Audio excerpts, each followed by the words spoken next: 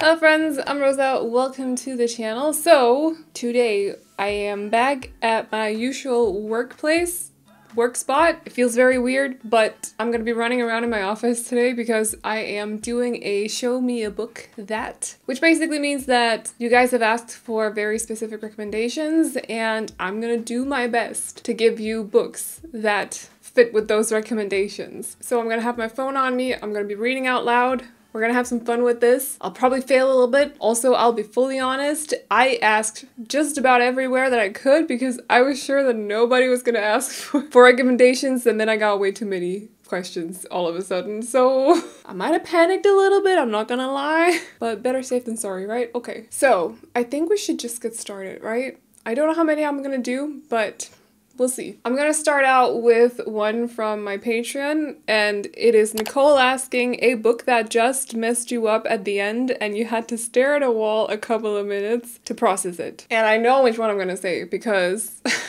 I read this during a readathon and it straight up made me cry, and I don't like crying. But I was done. I threw my book on the floor. I was done. Give me a moment. Do I still have it in my library? I'll find it. Should have maybe considered doing this before I redecorated my office because I can't remember where anything is right now. So, but I know it's an obvious choice, but the Song of Achilles by Madeline Miller.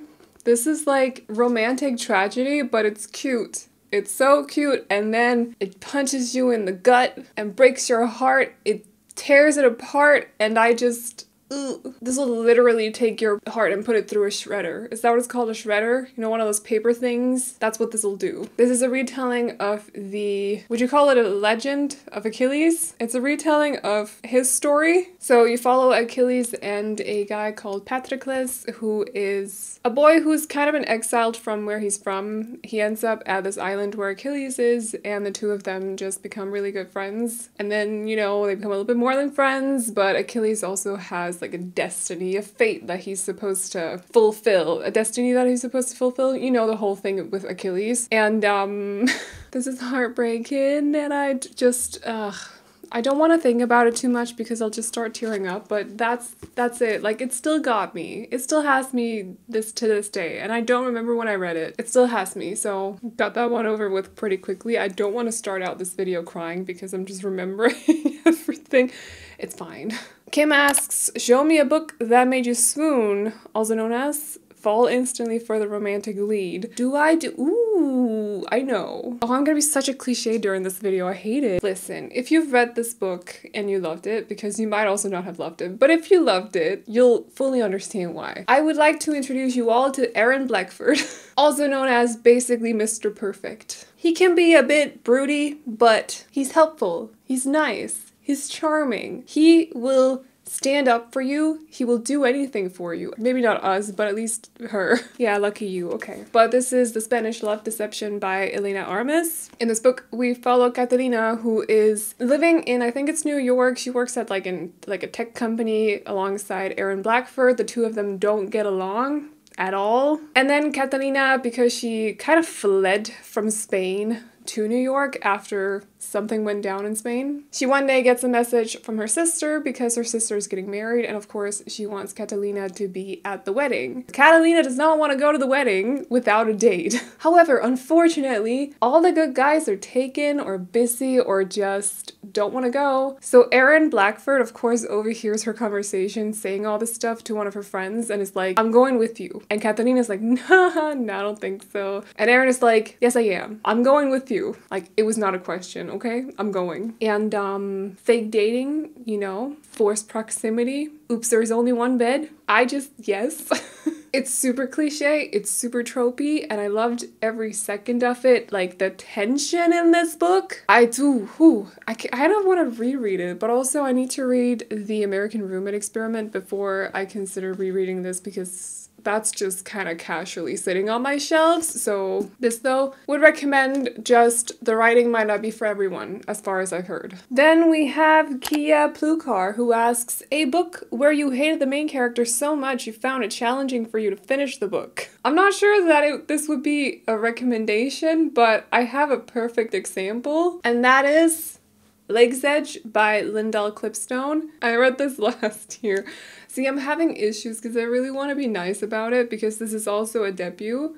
But I had several issues with this book. The writing was kind of choppy for starters. The biggest problem with this was the main character though. And after finishing the book, reading reviews, I've come to learn that I'm not the only one with this issue when it comes to our dear girl, what is her name? Violetta. Because Violetta does not know how to count to 10 and just think things through. Violetta has a very easy time just kind of panicking over everything and just jumping into issues without maybe, like, she's either incredibly, I don't want to call her brave because it's more like stupid.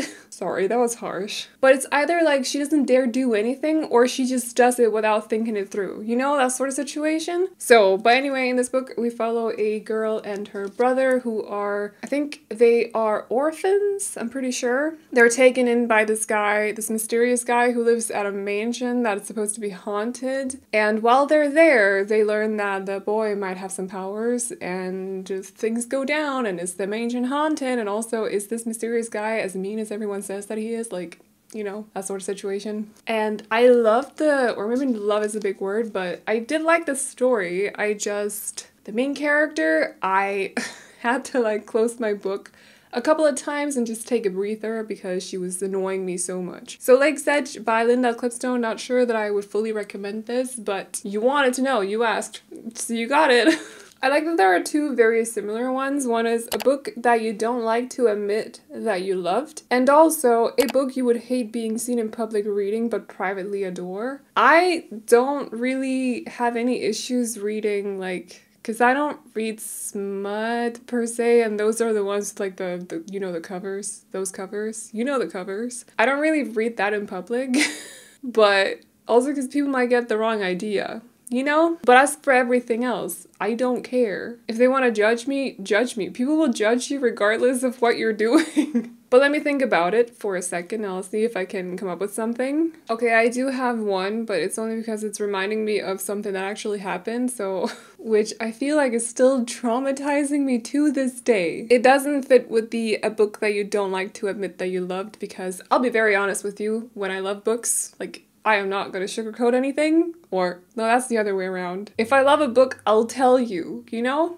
But this book, I accidentally read in public, and I'm still embarrassed to this day. It's A Court of Silver Flames by Sarah J. Maas. I love these books. I love this series. I just thought I was safe. Like, I thought I was in between, you know. I thought I was at a safe spot in the story. I wasn't. And I was sitting next to my mom on the ferry on the way to Copenhagen, surrounded by people because it was full ferry. So never doing that again. I'm never reading Sarah J. Maas in public ever again. Especially not this one, because this is a lot. This is a mouthful. Also, this book is not anything close to what the first one is, but in the first one we follow Feyre, who is taken off to the Fey world, realm, whatever we want to call that.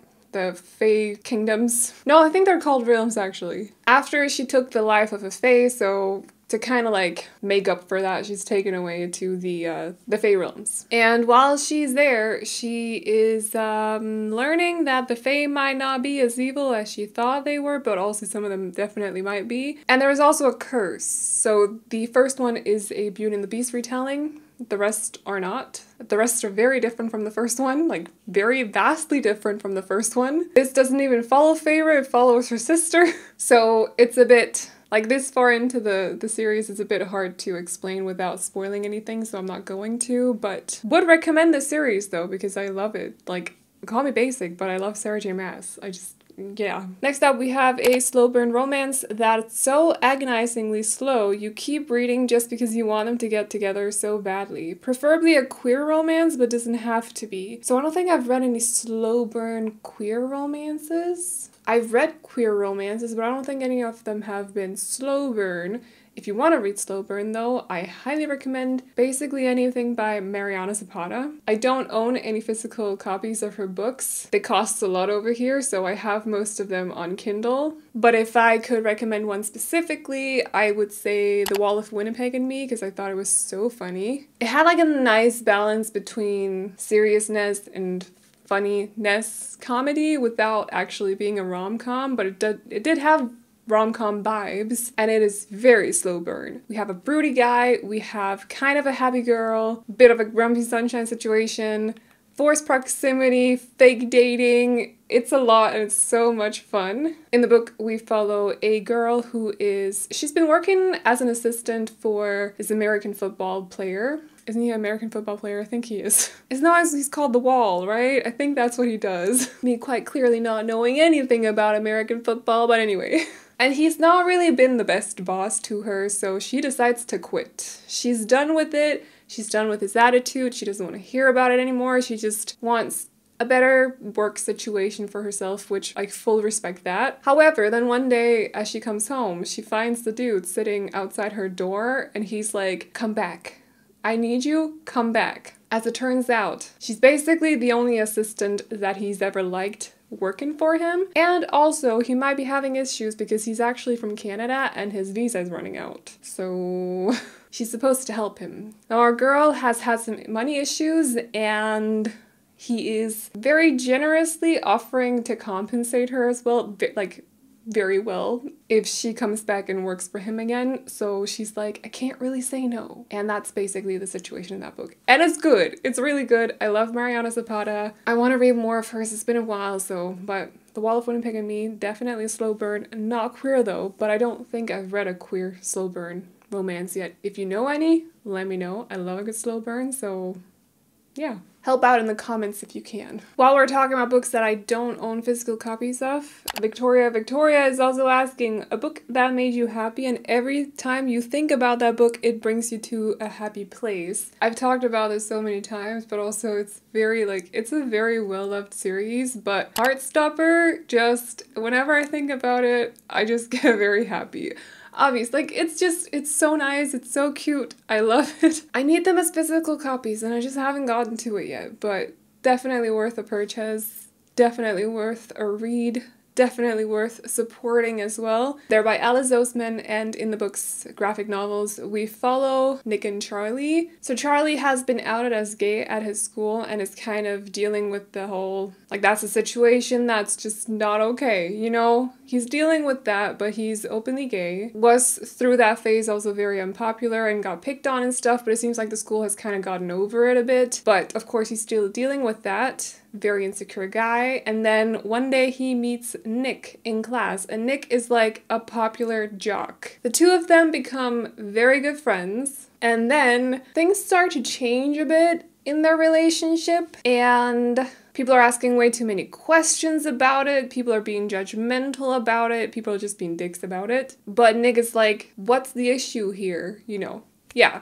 And it's basically, the book is about, first off, those two becoming friends, but then also becoming more than friends. It's a coming out story, but it's also a coming of age story. And the book is also about them facing several different issues in their lives, but also about how people not necessarily are super positive about it, but also that you might misread some people. There's a whole lot to Heartstopper. There's a lot of stuff to learn from Heartstopper, but it's also very heartwarming and really makes me happy. Whenever I think about the series, I'm very happy, you know? I get very happy because it's such a cute series. I really love it, and it says some important things as well, so if you haven't read it, I highly recommend, but it's a very popular series, so I'm kind of assuming that everyone has at this point. I don't know.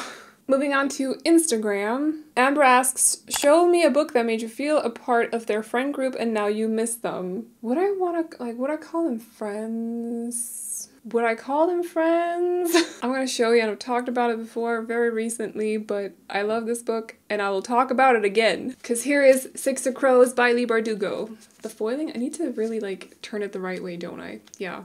There we go. I love the people in this book so much. I love them with my whole heart, and I will literally defend them until the end of my days, because this book is amazing and I feel like everyone should read it.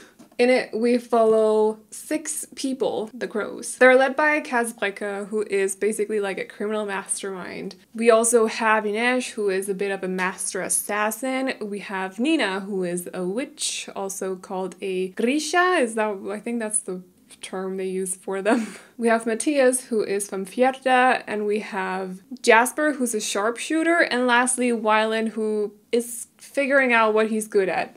yeah. It might have something to do with blowing up things. Who knows? I mean, there's a bomb on, you know. He figures it out. It's fine. So Cass has some history with some people, some very dangerous people. And it's basically like he's very set on getting revenge on these people at some point in his life. So when he's given the opportunity to earn a lot of money, first of all, but also it may have an effect on this specific person that he's out to get, he takes it, even though it's supposed to be an impossible job. So he gathers his group of crows, assembles the rest of the team, figures out exactly what they need, because they have to break into the prison in Fietta that is supposed to be the most, like, impossible place to break into, and they have to free a prisoner. And that is Six of Crows. And it's amazing. I love it. Fast-paced. I love the characters. I love the banter. You're, like, right in the group, and they're amazing together, and I love everything about it. And I really want to reread it, but this is just... They're my babies, and I will defend them always, and if you haven't read it, why haven't you? Get to it. It's amazing. Stunning. Beautiful. Fun. It's a good time. B. Collier asks, show me a book that you probably wouldn't survive in, and I read fantasy. I wouldn't survive in any of the books, I don't think. If I may be completely honest, like, I would not survive at all. I've kind of also talked about this one very recently, but it was either this or Hunger Games, even though, like, I'm definitely safe. Now, I'm past that age. Let's just put it like that when it comes to Hunger Games. However, nobody is safe in Empire of the Vampire, at least not if you're human. And on top of that, it's also not a very, like, pleasant place or pleasant world to live in either, because the world has been hit with sort of a curse that they call Day's Death. The sun doesn't fully get up, as in, like, it's basically like, you know, during summers in the north when it's supposed to be nighttime, but because the sun doesn't actually properly go down because it's only night for like 4 or 5 hours, that's what day is for them. Like, that's what I imagine at least. And then on top of that, the vampires are evil as, like, evil. Mean. Super evil. Super villains in this one. So the story is basically Gabriel telling 2 different points of his life. One is him growing up, turning into a Silver Saint, learning about his abilities, and a little bit more than that. There's also some private life stuff included in that part of the timeline. And then also the not now, but as he's an adult, he is trying to find the Holy Cup, which is supposed to be the last thing that basically can save us from the vampires, us humans. And he's in prison telling this story, so, you know. I think we can figure out how that went, right?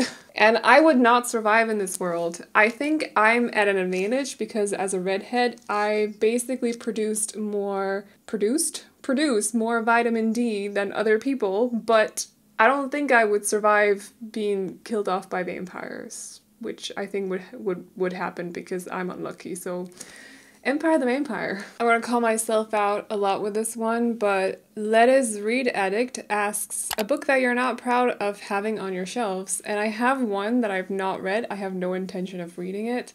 I bought it like 8 years ago, before I watched the movie as well, I think. It's not my kind of movie either, anyway, but let me get it. And that is Me Before You by Jojo Moyes. I think I got this because I have a friend who likes it. It was while I was getting into or it was like 2016. I was getting properly into reading again, but I don't think I'd read or watched the movie at the time. I think this edition is from 2012. It's before the movie came out because that came out in 2016. I got this, I'm pretty sure, because I was at an airport.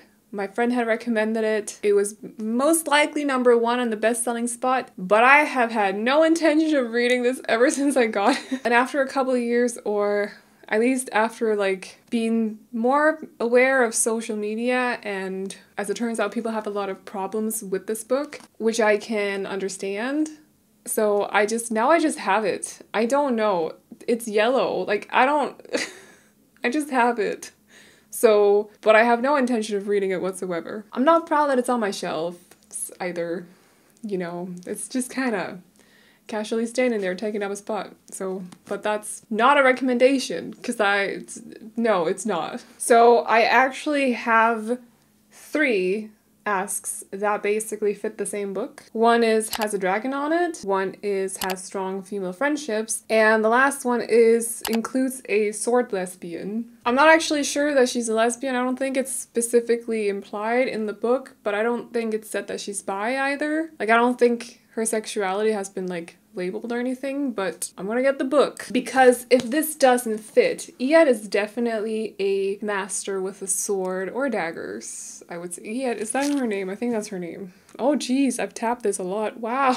Yes, Ied or Iedaz. This is sapphic romance, in case you were wondering. And, well, it's high fantasy first of all, but there's a sapphic romance in it. And it has strong female friendships. I actually thought it was a little bit difficult to find a book with strong female friendships, but I think it works in this one because Ied is quite close to a lot of the women at not the priory, but where she's at, which is where the queen is at. I forgot what that place is called, but the palace is called the palace. But in this book, we follow 4 different characters that are kind of, 2 of them are at the same spot, and 2 of the other ones are kind of sometimes at the same spot, sometimes not.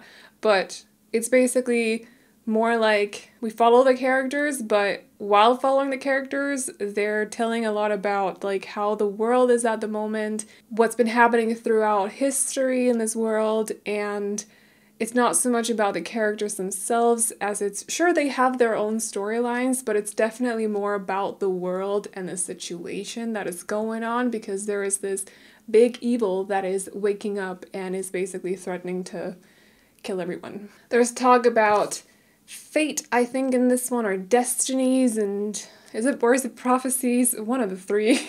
A lot of talk about history as well, and it's a very rich world. That's why I want to say it's more about the world than the 4 lead characters as well, because that really is the full focus of it. It's very beautiful, it's very detailed, it's a bit of a mouthful, take your time with it, but I highly recommend that that you read this, because I thought it was so good. It's just good, it's beautiful. Can't remember if I gave it a full-on 5 or close to. I think I might have taken a little bit off it because the ending was a little bit rushed, but I really, really loved this book, so I would recommend it, most definitely. And look, there's a dragon on it. I totally pointed towards the title. There's a dragon on it right there. It's cool. It's blue. Should we do one more? So, reading a couple of other prompts as well, or asks. I think I have a book that fits a couple of different ones. A book with a polyamorous relationship romance, or even just one scene, but I'm desperate to read something that has it. I got you in a second. But also a book that made you feel heard as a woman, which I think to some extent this one did as well. Although I'm not from a country that's gone through some of the same things as the character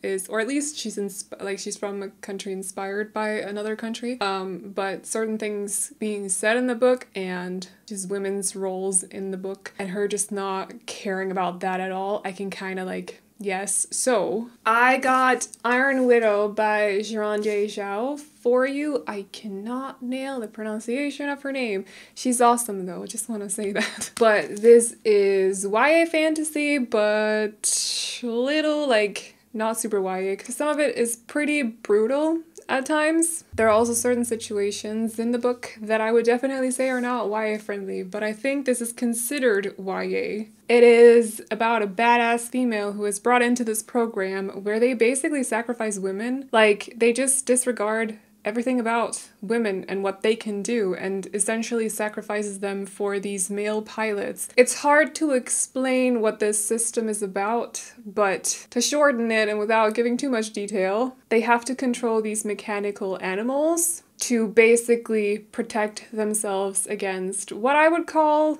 or would you call them aliens? Or at least like enemies of a kind. There is a polyamorous relationship in this, 2 guys and a girl, and it's all very sweet. It's all very like, they're a little bit careful as well, but that part of it I really enjoyed.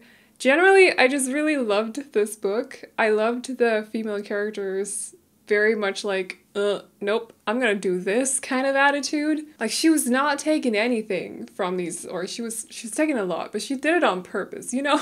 She took it because she deserves it. She's had enough of just what's going on with the women in this world. And yes, Iron Widow, the sequel is coming out in the upcoming year, and I'm very, very excited to read it, because this ends off on a very mean, an insanely mean cliffhanger that just makes you go like, what? So I'm very excited for this. I am, like, yes, would highly recommend, loved it to bits. If you want to know what's going on with this edition, if you want to see the people in this polyamorous relationship, I got you as well. Because they're right here and I adore them to bits. I adore them. So I feel like she's turning a little bit yellow though. Like the sides are turning a little bit. Has she taken sun damage? Oh no. What a shame. That's what happens when you just love your books and you want to display them, like, and then the same thing happened to Empire of the Vampire. It's turned a little bit yellow. I'm very sad about it. But the last book that we're talking about today. So this was fun. I hope the video didn't turn out too long. I might have ranted for a very long time. I don't know. I guess we'll see when I edit it. But I hope you enjoyed it. If you want to see more videos like this, let me know because we can do it again. Sometime next year when I've read 100 more books. So we have some extra books to choose between. But it was fun. I hope you enjoyed it. If you've read any of the books, let me know in the comments. And also if you have any suggestions or like other recommendations for the prompts that I mentioned, also leave them in the comments. I would love recommendations as well, so leave them for me too. But I think that's all I got for you guys today, so I hope you enjoyed it. If you did, feel free to give the video a thumbs up. And also if you're new here and you want to stick around for more videos like this, but also TBR videos, wrap-ups, readathons, bookish unboxings, all the other booktube stuff, definitely consider hitting the subscribe button. That's all I got for you guys today though, so I hope you enjoyed it and I'll see you all in the next one. Bye bye.